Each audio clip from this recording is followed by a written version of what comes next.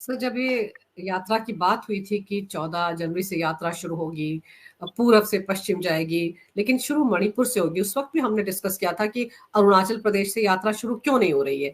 और अब global times ने सुना है कि राहुल गांधी का धन्यवाद अदा किया है कि उन्होंने चाइना की संप्रभुता का ख्याल रखा है और अरुणाचल प्रदेश से यात्रा शुरू ना करके मणिपुर से शुरू की है, इसलिए उनका बहुत बहुत धन्यवाद।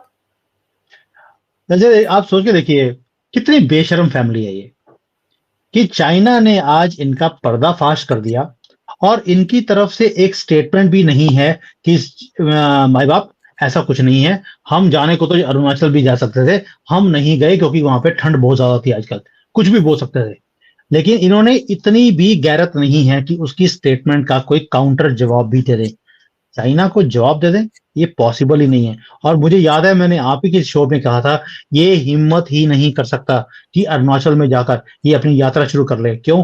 एग्रीमेंट ऑलरेडी इन्होंने चाइना के साथ कर लिया है।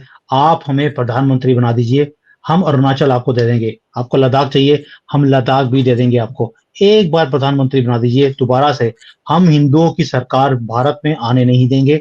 यहाँ पर बुर्के परमानेंट कर देंगे और हिंदुओं को मार मार के यहाँ से या तो कन्वर्ट कर देंगे या भगा देंगे। और इनका प्लान पूरा पूरा तैयार है इस चीज को करने के लिए। ये चाइना के खिलाफ जाकर अरुणाचल से यात्रा शुरू कर ले, इम्पॉसिबल था ये। और आज तो उसके ऊपर मोहर भी लगा दी हमारे शी जिनपिंग ने कि भाई थैंक यू सो मच, आप हमारी जगह पे नहीं आए और आपने हमारी जो प्रॉपर्टी है अरुणाचल, उसकी लाज रख ली या उसकी इज्जत रख ली है। उसको आपने भारत का पार्ट इलीगली ऑक्युपाइड है बाय भारत, ये भी वर्ड लिखा गया है, इलीगली ऑक्युपाइड बाय भारत। भाई 1947 से हमारे पास है, वो इलीगल हो गया हमारे पास। चलिए कोई बात नहीं, लेकिन राहुल गांधी का जो डीएनए है, इसकी जो तारे हैं, इसकी जो सारी की सारी जुड़ी हुई हैं या सोरोस के साथ या चाइना के साथ।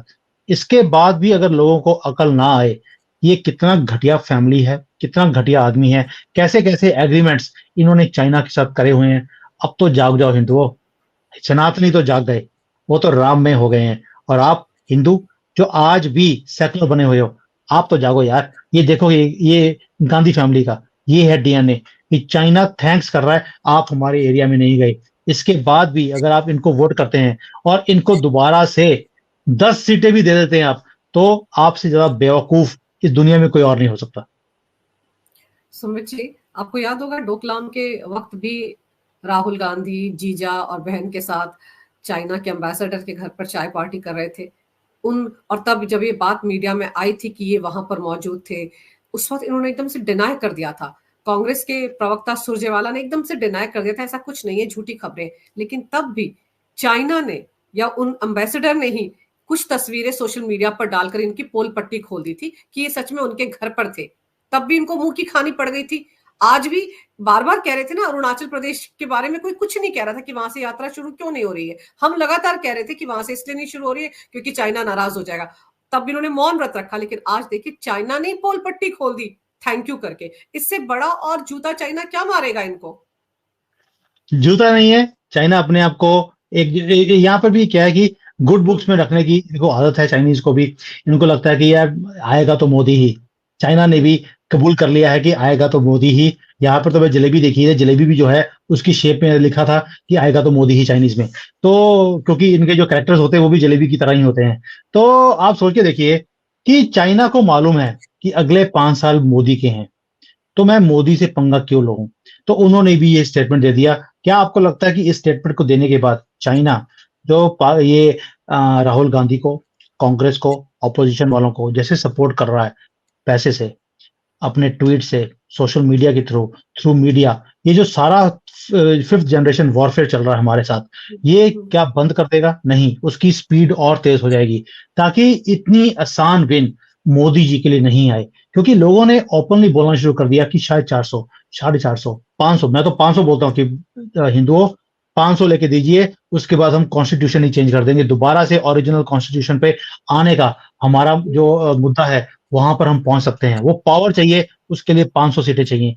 और क्या चाइना को दिखता नहीं है कि जैसे पूरा भारत आज राम में हो रहा है, नेशनलिज्म बढ़ रही है, यहाँ पर भी ये बातें डिस्कस होती हैं कि भारत के अंदर नेशनलिज्म ये कहां से आ गई, ये हिंदुत्व, ये इतना ज्यादा कैसे उभर गया? हमने तो 75 सालों में इनको धिकार के रखा हुआ था कि आप अपने आप को हिंदू बोलने से भी घबराते थे कि भाई कहीं गोली ना चल जाए, कहीं चाकू ना लग जाए, कहीं ये ना हो कि वो लोग बोले यार तुम तो सेकुलर नहीं हो। इस चक्कर में हम बोलते ही नहीं थे। तो ये चाइना में भी डिस्कस होता है सारी चीजें, और चाइना अपनी हरकतें बंद नहीं कर सकता, लेकिन मोदी जी को भी खुश करके रखते हैं। उन्हें मालूम है कि आज पहली बात तो ये मोदी आने वाला है, दूसरा जो मोदी बोलते हैं दुनिया खड़े होकर सुनती है। आज बाइडेन क्या बोल रहा है, शी जिनपिंग क्या बोल रहा है, पुतिन क्या बोल रहा है, nobody bothers, but Modi what he speaks people listen and they want to implement also. भाई मोदी जी ने एक बार बोला है, मेलोनी ने बीआरआई कैंसिल कर दिया। ये है पावर। ये है पावर। और आप ये देखो कि अगर ग्लोबल टाइम्स में ये बातें लिखी जा रही, एक तरह से एक्सपोज किया गया कांग्रेस को, तो इससे शायद चाइना ये भी दिखाने की कोशिश कर रहा है कि मैं तो न्यूट्रल हूं, मैं तो बिल्कुल साफ हूं, मैं तो, मेरे पास छुपाने के लिए कुछ है ही नहीं। लेकिन कांग्रेस के पास छिपाने के लिए बहुत कुछ है, और उसकी पोल पट्टी चाइना ही खोल रहा है। देखिए चाइना को तो मैं तब बोलूंगा कि भाई आप बिल्कुल न्यूट्रल हैं, आप एक बार 2008 का एग्रीमेंट भी दिखा देते। जब बाकी बिल्कुल। चीजें आप दिखा रहे हैं तो आप 2008 का एग्रीमेंट भी डाल दीजिए ट्विटर के ऊपर। जब आप बाकी सब कुछ ट्विटर पे डालते हैं वो भी डाल दीजिए, पानी का पानी साफ हो जाएगा, कोई दिक्कत ही नहीं है। That then we will say you are very neutral. तो अदरवाइज ये जो दोगलापन है जो कांग्रेस वाले दिखाते हैं, और आप भी आज ठीक है, आज चाइना वाले मोदी जी की फेवर की बात नहीं करते, लेकिन चाहे वो दिखा रहे हैं कि मैं कांग्रेस की भी फेवर की बात नहीं करता। उनकी जो एक ट्वीट है इसने पूरा सन्नाटा दिखा दिया है कांग्रेस के खेमे में, कोई भी बोल नहीं रहा।